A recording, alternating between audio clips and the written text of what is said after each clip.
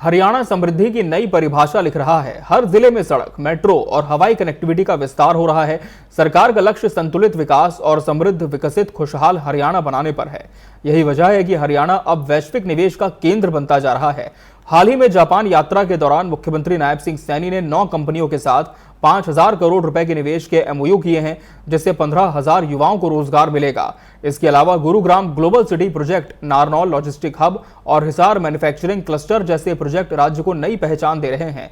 हरियाणा के विकास और निवेश पर पेश है यह खास रिपोर्ट।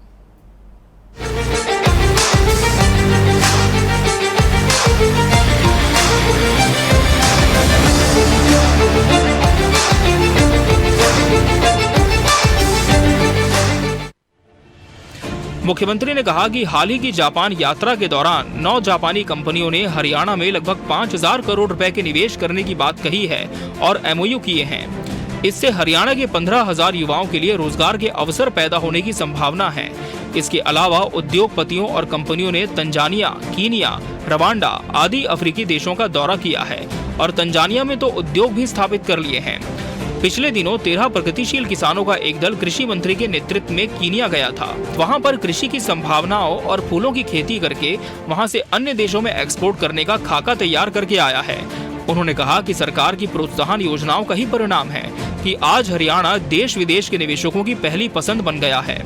हरियाणा स्टार्टअप नीति 2022 के तहत आज राज्य में 9500 से अधिक स्टार्टअप्स हैं। प्रदेश में 19 यूनिकॉर्न कंपनियां हैं। इनके अलावा 250 से अधिक फॉर्च्यून 500 कंपनियां भी यहां हैं। गुरुग्राम आज IT और स्टार्टअप्स का वैश्विक केंद्र बन चुका है।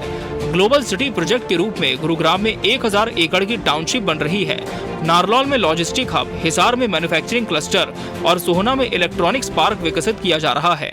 मुझे ये भी खुशी है कि पिछले 1 साल में भिवानी, कोरियावास में 2 नए मेडिकल कॉलेज हमने खोले हैं। कुटेल करनाल में पंडित दीनदयाल उपाध्याय स्वास्थ्य विज्ञान विश्वविद्यालय भी बनकर के तैयार हो गया है, जिसका जल्दी ही वो लोगों को सेवा में समर्पित हो जाएगा।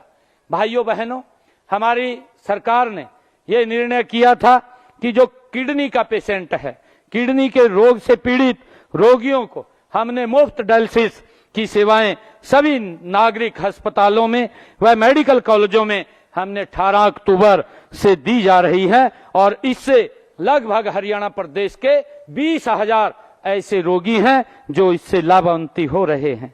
भाइयों बहनों, मैं आपको आज बताना चाहता हूं कि हमने ये निर्णय किया है कि हमारे जो डिस्ट्रिक्ट हॉस्पिटल्स हैं, उन डिस्ट्रिक्ट हॉस्पिटल्स के अंदर वो सारी सुविधाएं वहां पर वो उपलब्ध हों हमारे लोगों को, ताकि आम व्यक्ति जाकर के सरकारी हॉस्पिटल में अपना अच्छा इलाज करा सके।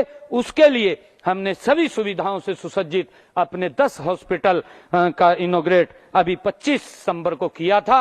आने वाले समय के अंदर हर जिला के अंदर एक हॉस्पिटल जो हमारा सरकारी हॉस्पिटल है वो सभी सुविधाओं से वहां पर लैस होगा, उसकी हम गति से काम कर रहे हैं। उन्होंने कहा कि आज हरियाणा समृद्धि की एक नई परिभाषा लिख रहा है। प्रदेश में इंफ्रास्ट्रक्चर का तेजी से विकास हुआ है।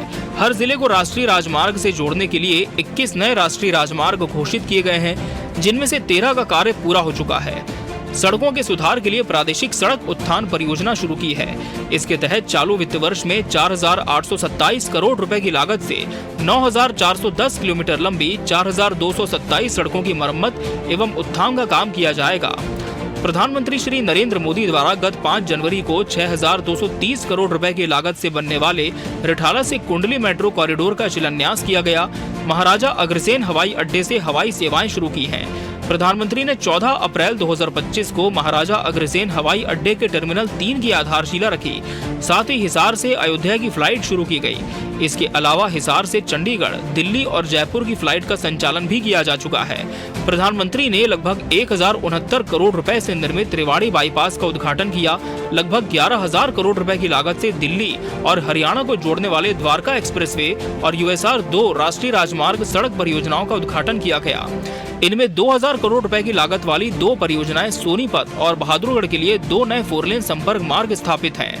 भाइयों बहनों, हमने प्रदेश में चाहे आयुष्मान भारत योजना हो, चाहे चिरायु योजना हो, इसके तहत 1 करोड़ 34 लाख लोगों को सालाना हमारी सरकार 5 लाख रुपए का मुफ्त इलाज देने का काम कर रही है। इस योजना में 25,39,000 मरीजों को हमारी सरकार ने अब तक 3,486 करोड़ रुपए का मुफ्त इलाज हमारी सरकार ने करवाया है।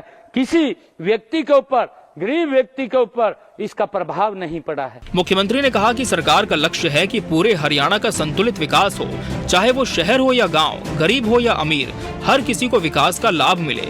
यही हमारा संकल्प है और इसी मार्ग पर हम पूरी प्रतिबद्धता के साथ आगे बढ़ रहे हैं। उन्होंने आह्वान किया कि हम सब मिलकर हरियाणा को नई ऊंचाइयों पर पहुंचाएं। हम सबका प्रयास है कि हमारे सपनों के हरियाणा को गढ़ेगा, एक समृद्ध, विकसित और खुशहाल हरियाणा बनाएगा। भाइयों बहनों, उद्योग हमारी अर्थव्यवस्था का मूल आधार है। हमने औद्योगिक विकास को गति देने के लिए ईज ऑफ डूइंग बिजनेस और एक इकोसिस्टम ये हमारी सरकार ने तैयार किया है। हमारी प्रोत्साहन योजनाओं का परिणाम है कि प्रदेश में पिछले 11 वर्षों में 12,20,872 सूक्ष्म, लघु, मध्यम उद्योगों का पंजीकरण हुआ है। इनमें 28,377 करोड़ 59 लाख रुपए का निवेश भी हुआ है। हमने IMT खरखोदा में मारुति सुजुकी का सबसे बड़ा प्लांट वो शुरू होने जा रहा है। इसमें 18,000 करोड़ रुपए का निवेश होगा और अब तक 10,000 और इसमें 10,000 रोजगार के अवसर भी पैदा होंगे। कार्यक्रम में मुख्य सचिव श्री अनुराग रस्तोगी, गृह विभाग के अतिरिक्त मुख्य सचिव डॉक्टर सुमिता मिश्रा, नगर एवं ग्राम नियोजन विभाग के अतिरिक्त मुख्य सचिव Shri AK Singh, DGP Shri OP Singh, मुख्यमंत्री के प्रधान सचिव Shri Arun Kumar Gupta, housing for all विभाग के आयुक्त एवं सचिव श्री मोहम्मद शाहीन, सूचना जनसंपर्क भाषा एवं संस्कृति विभाग के आयुक्त एवं सचिव डॉक्टर अमित अग्रवाल, मुख्यमंत्री के अतिरिक्त प्रधान सचिव डॉक्टर साकेत कुमार, सूचना जनसंपर्क भाषा एवं संस्कृति विभाग के महानिदेशक श्री K मकरंद पांडुरंग, पंचकुला के उपायुक्त श्री सतपाल शर्मा, मुख्यमंत्री के OSD श्री भारत भूषण भारती और मुख्यमंत्री के मीडिया सचिव श्री प्रवीण आत्रे सहित अन्य वरिष्ठ अधिकारी मौजूद रहे। Bureau report, TV 24 news.